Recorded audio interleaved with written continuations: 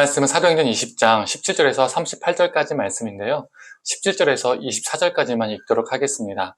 바울이 밀레도에서 사람을 에베소로 보내어 교회 장로들을 청하니 오매 그들에게 말하되 아시아에 들어온 첫날부터 지금까지 내가 항상 여러분 가운데서 어떻게 행하였는지를 여러분도 아는 바니 곧 모든 겸손과 눈물이며 유대인의 관계로 말미암아 당한 시험을 참고 주를 섬긴 것과 유익한 것은 무엇이든지 공중 앞에서나 각 집에서나 거리낌이 없이 여러분에게 전하여 가르치고 유대인과 헬라인들에게 하나님께 대한 회개와 우리 주 예수 그리스도께 대한 믿음을 증언한 것이라. 보라, 이제 나는 성령이 매어 예루살렘으로 가는데 거기서 무슨 일을 당할는지 알지 못하노라.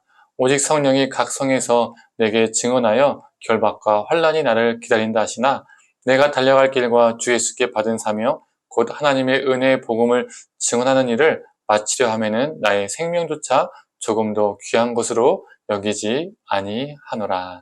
아멘. 아침 묵상을 들으시는 모든 성도님들에게 하나님의 은혜가 있기를 간절히 소망합니다. 바울은 드로아를 떠나서 밀레도까지 이르게 됩니다. 이때 예배소 교회에 장로들을 초청합니다. 여기에서 장로는 요즘에 장로의 직분을 의미하는 것이 아니라 목회자의 역할을 했던 사람들을 의미합니다. 바울은 자신의 인생이 거의 종착역에 가까워졌음을 직감했던 것 같습니다. 오늘 본문을 보면 자신의 죽음이 임박했다는 것을 암시하는 몇몇 구절들이 나옵니다. 22절에서 23절의 말씀입니다. 보라, 이제 나는 성령이 매어 예루살렘으로 가는데 거기서 무슨 일을 당할는지 알지 못하노라.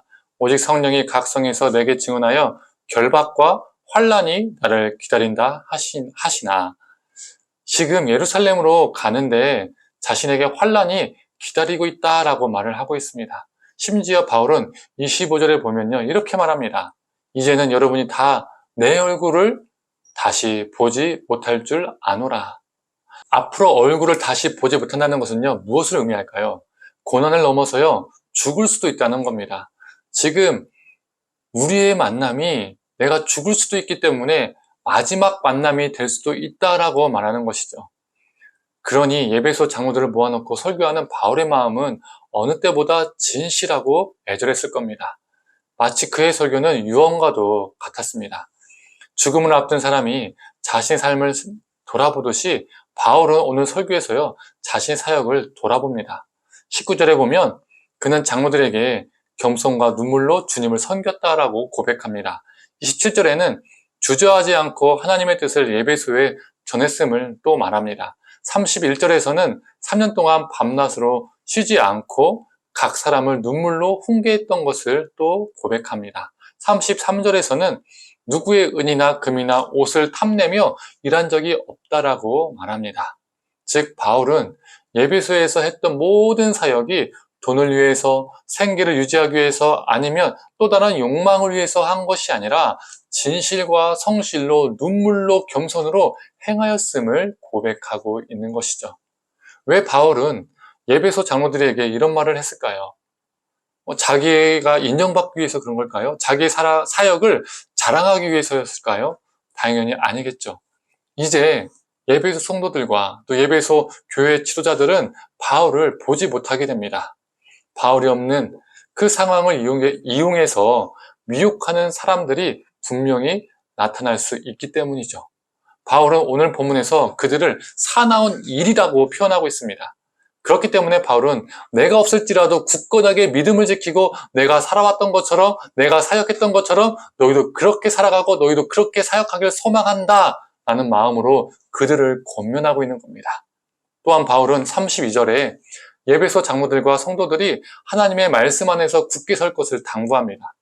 다른 것들이 그들의 양식과 힘의 원천이 아니라 하나님의 말씀만이 그들의 양식과 힘의 원천이 되기를 바울은 소망했던 것이죠. 또한 오직 말씀만이 사나운 이리때로부터 지켜낼 수 있는 가장 강력한 무기임을 말해주고 있는 것입니다. 우리는 2000년이 지나서 제3자의 입장에서 이 장면을 보기 때문에 크게 감흥이 없을 수도 있습니다.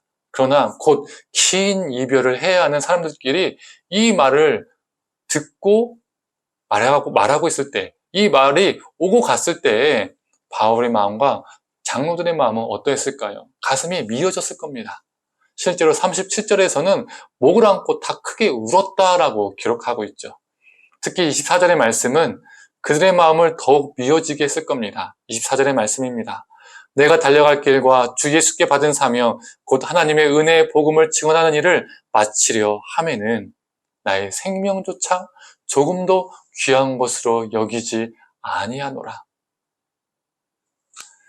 예루살렘에 가면 고난이 심지어 죽음이 자신을 기다리고 있지만 주님께 받은 사명, 곧 복음을 전하는 일을 내가 다 할 수만 있다면, 마칠 수만 있다면 자신의 생명은 조금도 아끼지 않겠다라는 이 바울의 고백은 장로들의 마음에 깊이 새겨졌을 겁니다. 또한 바울은 마지막으로 받는 것이 복이 아니라 주는 것이 더 복되다라고 당부합니다. 사람들은 보통 무엇이 복되다라고 생각하죠? 무엇이 복받았다고 생각하죠? 내가 받는 것이 있을 때 복받았다고 생각합니다. 내가 응답받는 것, 내가 원하는 것을 받는 것, 내가 이루는 것을 받는 것, 그때 복받았다라고 하죠. 그러나 성경은 반대로 말합니다. 왜 그렇죠?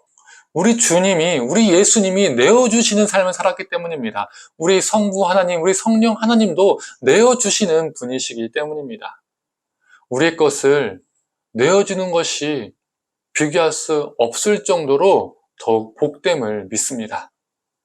저는 오늘 바울의 고백을 보면서 저는 어느 순간 제 인생의 끝자락에 다다랐을 때 나의 가족들에게, 나의 동역자들에게, 내가 사랑하는 사람들에게 바울처럼 이렇게 말할 수 있었으면 참 좋겠다라는 생각을 해보게 되었습니다.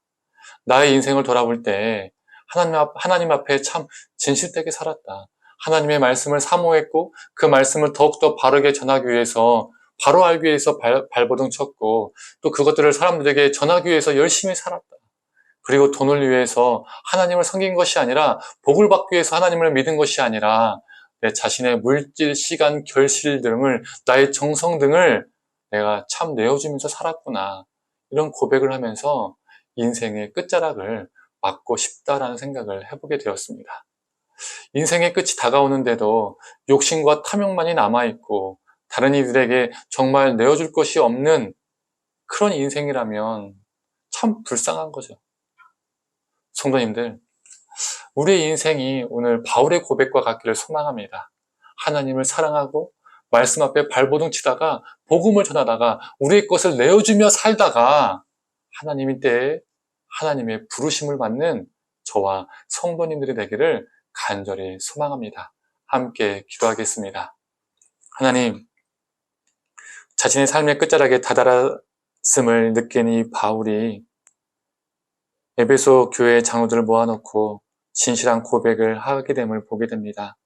하나님, 이 바울의 진실한 고백이 우리의 고백되게 하여 주시옵소서. 하나님, 하나님께서 허락하신 그 마지막 그 순간까지 우리가 하나님을 위해서, 복음을 위해서, 하나님의 뜻을 위해서 달려가다가 살게 하여 주시고 다른 무엇이 우리의 자랑이 아니라 하나님 말씀대로 살았고 하나님 말씀 앞에서 발버둥 쳤고 또 나의 것을, 우리의 것을 내어주고 살았음이 하나님께 보여드릴 수 있는 우리의 자랑되게 하여 주시옵소서.